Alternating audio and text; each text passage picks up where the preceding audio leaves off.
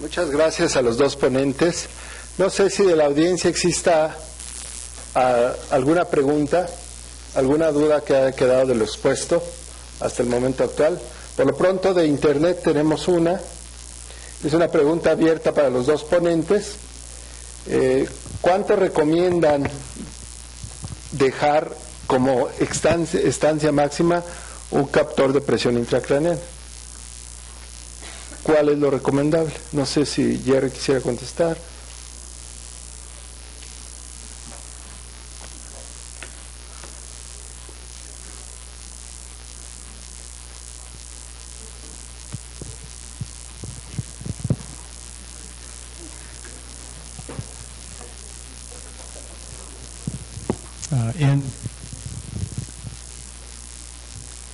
In Seattle, I don't think we have a limit. I think the intraparenchymal monitors actually have a pretty low incidence of infection if they're placed aseptically with full field barrier technique. I think typically these devices are in place for less than 2 weeks because usually by then you have a pretty good idea of which direction the patient is going. Sí, yo creo que no existe un tiempo, depende mucho del sitio donde se encuentre, inclusive del lugar donde nos encontremos nosotros, de la presión de los neurocirujanos de que ya quítalo, te va a infectar, etcétera, ¿no? Sin embargo, yo creo que debe permanecer siempre y cuando nos sea útil a nosotros y evidentemente sea funcional, ¿no? El problema son las complicaciones propias del catéter y de la instalación y el lugar donde se encuentre, ¿no? Pero debe permanecer tanto tiempo como nos sea útil a nosotros para guiar el manejo, ¿no? ¿Existe alguna pregunta, sí, doctor? Es un comentario para ambos ponentes, ¿no? Primero, pues felicidades por la exhaustiva y magnífica revisión de Víctor y por la variedad y la novedad que nos presenta Jerry. Creo que el gran problema de la lesión traumática cerebral es que en términos generales tendemos a asumirla como que es homogénea y en realidad es muy probable que no lo sea. Entonces, con base en este concepto de que es probable que las lesiones no sean tan homogéneas, tengo dos preguntas para ambos ponentes. La primera es para Jerry.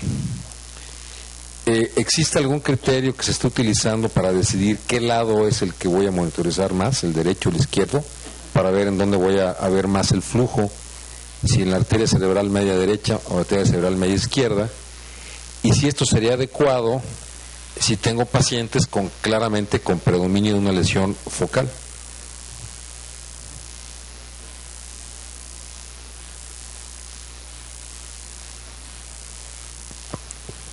¿It's okay?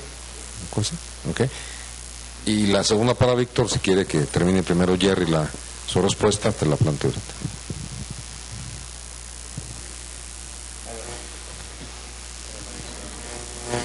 Ok. Se lo voy a decir en inglés, perdón.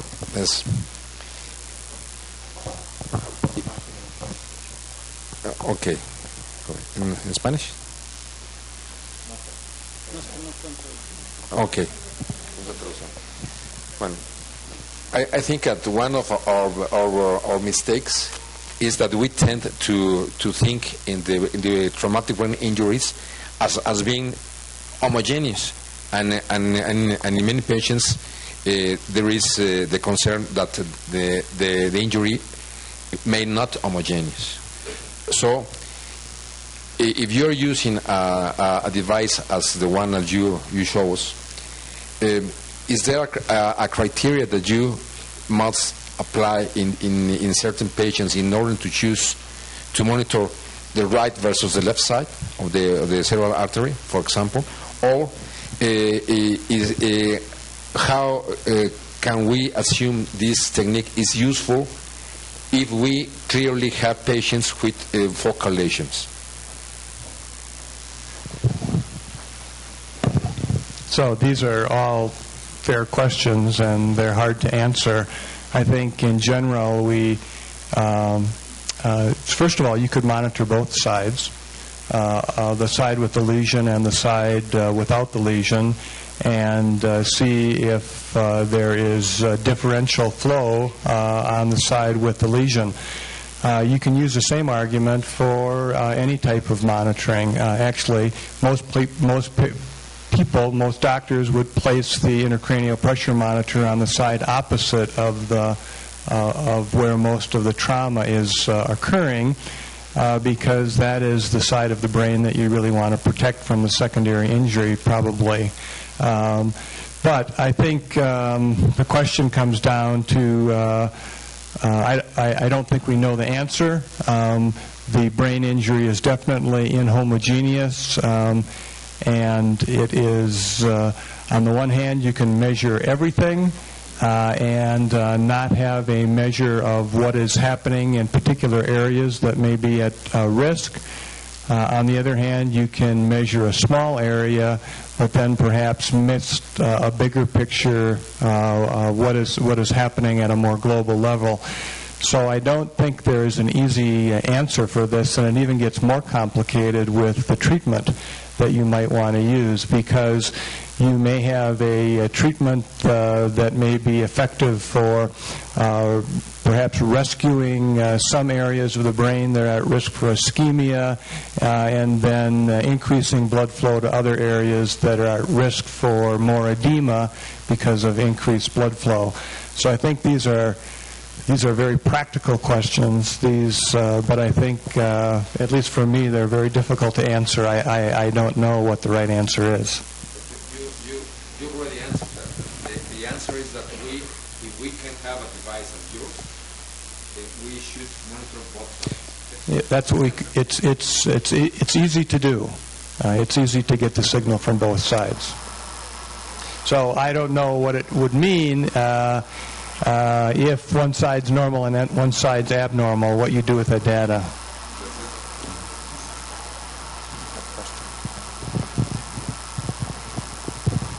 La pregunta para Víctor es, en ese mismo pensamiento de que las lesiones no son tan homogéneas, ¿hay algún avance terapéutico propuesto para contemplar estas diferencias en las diferentes zonas del cerebro lesionadas? Digo, el modelo teórico es de que hay unas zonas respetadas en su flujo, otras zonas de penumbra y otras zonas claramente hipóxicas, ¿no? Y entonces tal vez con la terapéutica pues mejoremos el flujo de las zonas sanas, pero tal vez se las quitemos a las de penumbra, ¿no? Y a las que están realmente dañadas ya no les hagamos nada. Entonces no sé si haya habido algún avance en terapéuticas propuestas para eso. Yo creo que ya no encontraron, no sé si tú encontraste, ¿no? Sí, realmente no considero que existe, no encontré ninguna que hablara del manejo regional. Lo que sí es, debemos de conocer cuál es, o sea, ante qué estamos. Es decir, tienes un paciente que tiene hipertensión endocraniana, vamos a decidir seguir estas guías, y a lo mejor me topo en un momento dado con manejar manitol o manejar sodio hipertónico o manejar hipotermia, si así lo decido, o barbitúricos. Sé que en general estoy yendo sobre algo, pero tengo que saber exactamente qué es lo que está sucediendo con el paciente, porque atreverme yo a manejar por igual hiperventilación, por ejemplo, que manitol, no debe de ser. Yo debo de inferir qué es lo que está sucediendo en el paciente. Si tengo formas de hacer cierto tipo de monitoreo, como lo es el tener una saturación venosa del bulbo de la yugular, y si además de eso tengo medición de flujo sanguíneo cerebral, pues entonces yo puedo escoger cuál es el manejo que yo voy a poner para mi paciente. Es, creo, lo más que yo puedo aspirar, pero ya para poder mejorar una región, pues en realidad no es desde el punto de vista terapéutico, pues no tenemos forma de hacerlo.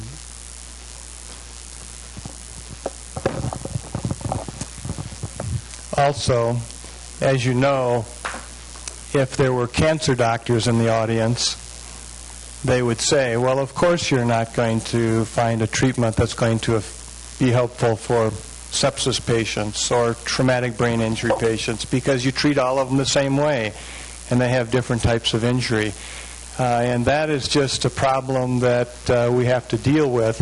It's unclear exactly how we would group our patients to treat them differently, but it almost certainly is an issue. There may be patients that we need to treat for 3 days with hypothermia, but we don't know at this point in time. And in pediatrics, our numbers are small compared to adults.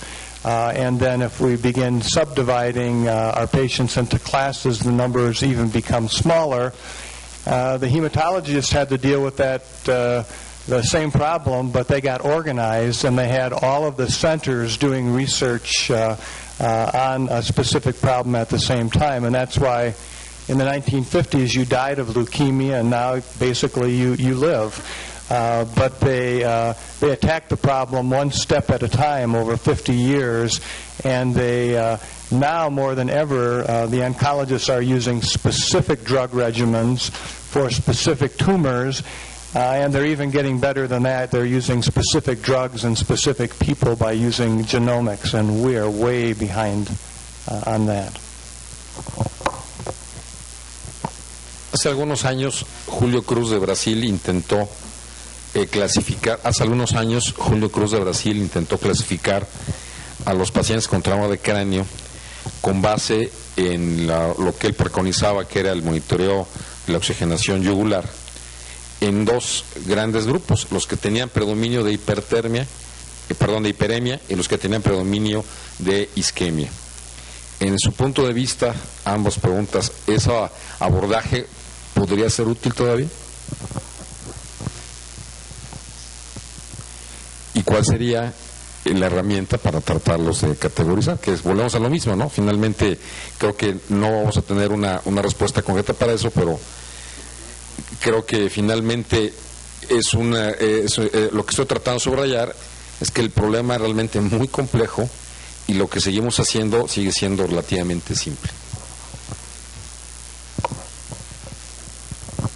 Realmente yo quisiera traer a colación que si hay ensayos clínicos controlados que han utilizado las guías publicadas en 2003 en niños y han hecho un grupo manejado con las guías y otro de acuerdo al criterio del médico que estaba a cargo de la sala en el momento que el paciente ingresó. Y en ambos grupos los eventos de isquemia y hiperemia medidos por flujo sanguíneo cerebral fueron abundantes, tanto en los tratados en base a las guías como en los tratados empíricamente.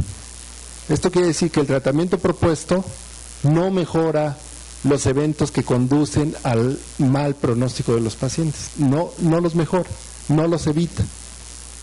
Y ese es el verdadero problema, que cuando el daño ha sido inducido por el mecanismo mecánico que causa el daño cerebral, ya no hay forma de parar esa cascada y el paciente se va a seguir dañando.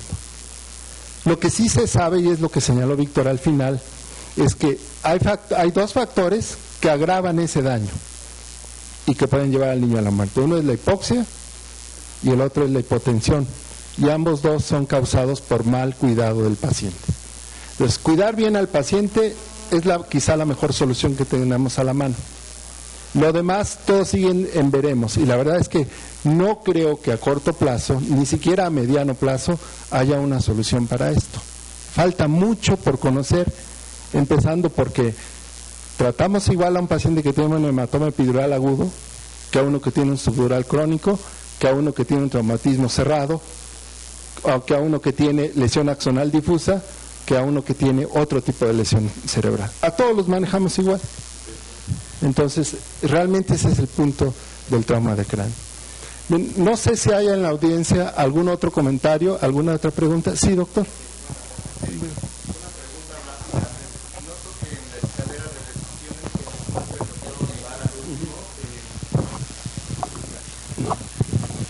En la escalera de decisiones que nos muestra, menciona la fenitoína. Yo soy neurólogo pediatra. Mi pregunta es el soporte que hay al respecto del uso de fenitoína sódica y a propósito de comentar la hipotermia, su riesgo de arritmogenicidad, igual que la de la fenitoína, ¿qué experiencia tienen y qué criterio usan para intervenir con fenitoína? Es decir, si no es parte del protocolo clásico, aunque no haya expresión epiléptica. Y por otro lado, si han tenido experiencia con topiramato, a propósito de la mediación de la excitotoxicidad por este fármaco, porque es el área en donde nos falta desarrollar experiencia, ¿no? En frenar esta clase de mecanismos que a veces perpetúan el edema cerebral y que a pesar de las otras intervenciones no logra modularse. Se utilizan anticonvulsivantes ante la evidencia de las crisis, clínicamente. Si tenemos un electroencefalograma que podemos estar monitorizando, entonces se administra, o ya menos frecuente si el paciente va a estar relajado o en coma barbitúrico, que relajado, ¿no? Que no vamos nosotros a evidenciar clínicamente. Ahora, ¿por qué fenitoína? Porque es el que tenemos y ve más fácil. En realidad no es uno sobre otro. Si tenemos valproato y B, también no existe diferencia entre mejoría entre fenitoína y valproato. ¿Sí? Entonces es en realidad anticonvulsivante. Eso es la... Pero no, de entrada, si no tiene ninguno de estos antecedentes, no está indicado como tal.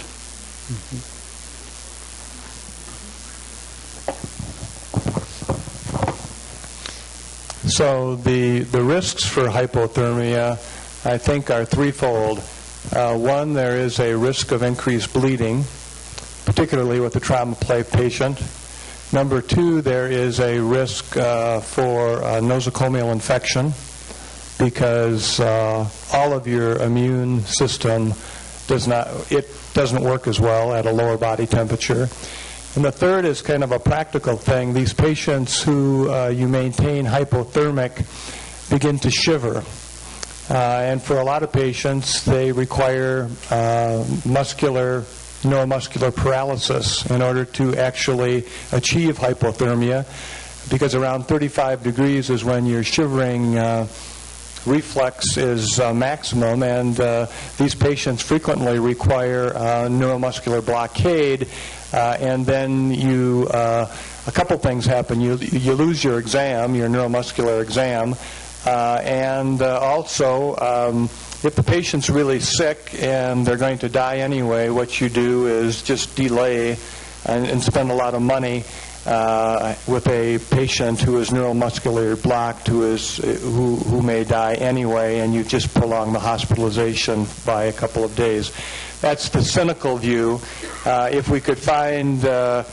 I think the reason that we do it is that because there is abundant evidence of the use of hypothermia during surgery, congenital heart surgery, brain surgery. Surgeons have been utilizing this technique for years, but the difference is that the patient is sort of stable and doing okay when you apply the hypothermia. You do your procedure and then you bring the body temperature in a controlled fashion back to normal. There is also lots of animal evidence. If Dr. Kohanek was here, he could show you lots of evidence in a variety of types of animals where hypothermia works to improve outcomes, and that's why we're trying to do it clinically. But there's a big difference between a laboratory where most of the variables are controlled and the clinical situation where there are probably a number of important variables that we don't control. Bien, no sé si hay alguna otra pregunta. Sí. Por obvio de tiempo va a ser la última. Respecto al efecto que tiene el CO2 sobre el flujo sanguíneo cerebral, vimos que podemos utilizarlo como manejo de rescate contra picos intensivos. La hiperventilación, siempre y cuando lo estemos monitorizando con la saturación venosa a nivel del bulbo de la yugular. Sin embargo, ya que tenemos una nueva herramienta que sería la medición Doppler a través de la cerebral media, podríamos utilizar la hiperventilación como una terapia antes de la craniotomía, o sea, tipo para la hipertensión refractaria. Utilizar la hiperventilación de manera que nosotros monitoricemos por medio del Doppler que no lleguemos a disminuir demasiado el flujo sanguíneo cerebral, es decir, bajar por medio de la hiperventilación la presión intracraneal sin el riesgo de llegar a una isquemia por medio de la monitorización, es decir, llegar como a cierto manejo a través de objetivos, es decir, llegar a bajarla sin llegar a perjudicar.